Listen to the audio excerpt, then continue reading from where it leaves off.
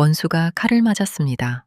그것도 나를 살리기 위해서. 양동익은 그날 공정한에게 사과하러 가는 길이었습니다. 그리고 그 길에서 칼을 맞았습니다. 이 한 장면이 30년의 미움을 단번에 흔들어 버렸습니다.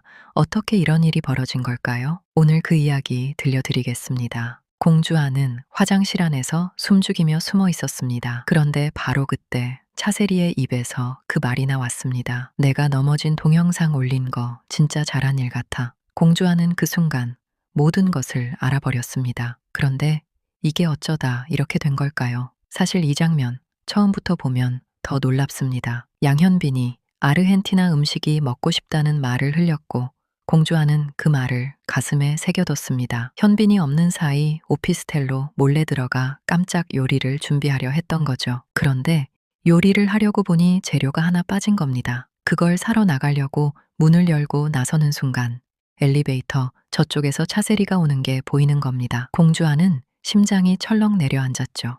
사실 차세리가 온 데는 이유가 있었습니다. 세리는 아들 현빈과 황보 해수를 이어주고 싶은 마음에 무당에게 받아온 부적을 두러 왔던 겁니다. 그 부적을 현빈의 베개 속에 몰래 넣어두려고 들어온 거였어요. 공주아는 놀라 얼른 신발까지 집어들고 화장실 안으로 뛰어 들어갔습니다. 그리고 그 안에서 가슴을 콩닥거리며 숨어 있었습니다. 그때 세리가 옹얼알고 현빈이 일찍 퇴근해 들어왔습니다. 현빈이 들어오자 차세리는 기분이 좋아져 이야기를 나누던 중 그만 흥분해서 말실수를 해버렸어요. 동영상을 올린 장본인이 바로 자신이었다는 것을 스스로 입 밖에 내버린 겁니다. 차세리 입장에서는 그 동영상 하나로 두 집안이 화해도 하고 사람 극장 출연도 하게 됐으니 결과적으로 잘된 일 아니냐는 생각이었죠.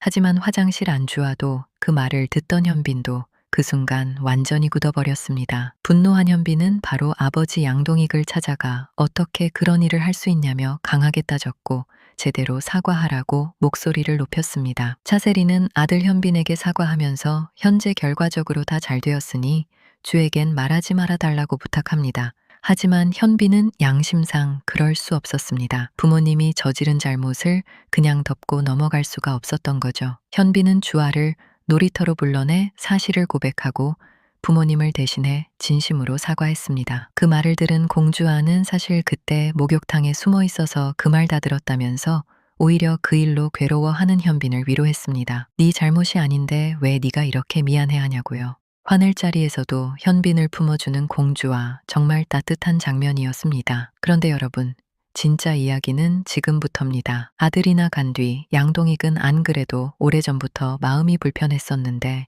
사과하지 않으면 다시는 보지 않겠다는 현빈의 냉정한 말까지 듣고 나니 사과해야겠다는 생각이 들었습니다. 양동익은 어떻게 말을 할까 혼자 연습까지 하면서 공정한을 찾아갔습니다. 30년 묵은 자존심을 내려놓고 진심으로 고개를 숙이러 가던 일이었습니다.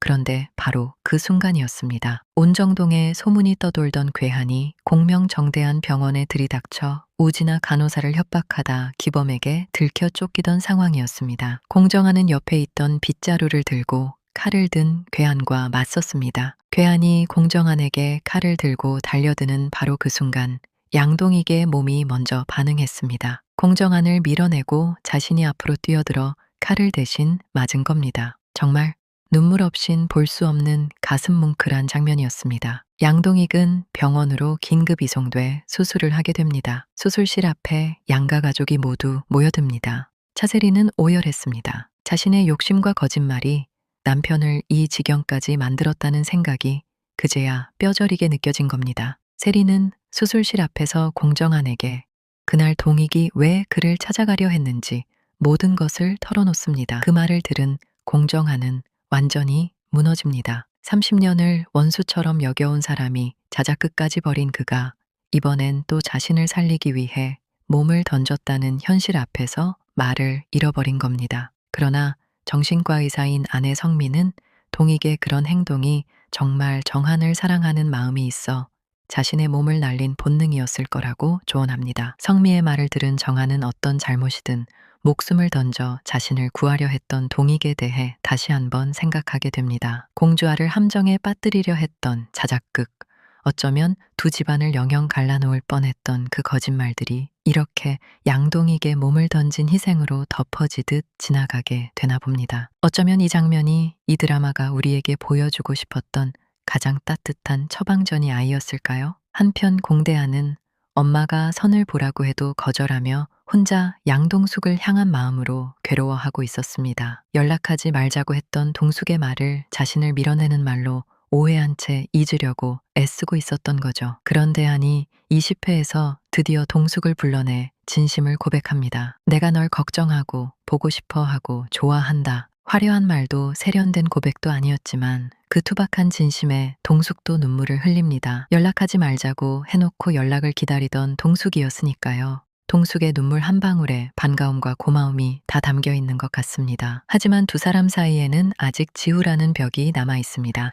동숙은 이혼이라는 상처를 아들에게 준 죄책감에 지우가 싫어하는 대안을 쉽게 선택할 수가 없는 상황이죠. 그런데 바로 이 두 사람을 이어줄 사건이 터집니다. 지후가 갑자기 연락이 두절됩니다. 공대하는 급히 파출소에 신고하고 직접 찾아 나섭니다. 제 뇌피셜로는 공대한이 위기에 처한 지후를 직접 구하게 되면서 그 다쳤던 마음이 비로소 열리는 전환점이 되지 않을까 싶습니다. 엄마를 사랑하는 사람이 나를 지켜줬다는 경험, 그게 아이의 마음을 움직이는 가장 강한 언어가 될 테니까요. 그리고 세리에 숨겨진 딸로 보이는 최민서 이야기도 놓칠 수 없습니다. 민서는 우재를 만나기 위해 찾아온 은빈과 술 한 잔을 나누다 속사정을 털어놓습니다. 한국에 여행 왔다가 돈을 몽땅 털리고 갈 곳 없이 식당에서 먹고 자고 하면서 아르바이트를 하고 있다고. 그녀의 속사정을 딱하게 여긴 은빈이 민서를 집으로 데려옵니다. 이렇게 민서는 차세리 집에서 함께 살게 될 걸로 보입니다. 그런데 동숙과 가게 자리를 함께 보러 갔던 양선출이 민서를 보며 낯이 익다고 말합니다. 보기에도 닮아 보이긴 합니다. 그리고 이번 회에 차세리가 아기의 물건이 든 비밀 상자를 현빈의 방에 몰래 숨기는 장면이 있었는데요. 민서가 세리의 집 안으로 들어온다는 건 이 비밀이 이제 본격적으로 풀리기 시작한다는 신호일 수 있습니다. 언젠가 그 상자를 발견하는 사람이 생긴다면 그날이 이 드라마 최고의 반전이 되지 않을까요? 그리고 그 상자는 아무래도 은빈이 찾게 될 듯합니다. 19회, 여러분은 어떤 장면이 가장 재미있었나요? 그럼 다음 회에서는 어떤 장면이 가장 기대되시나요? 댓글로 여러분의 생각을 알려주세요. 이번 이야기 재미있으셨다면 구독, 좋아요 부탁드립니다.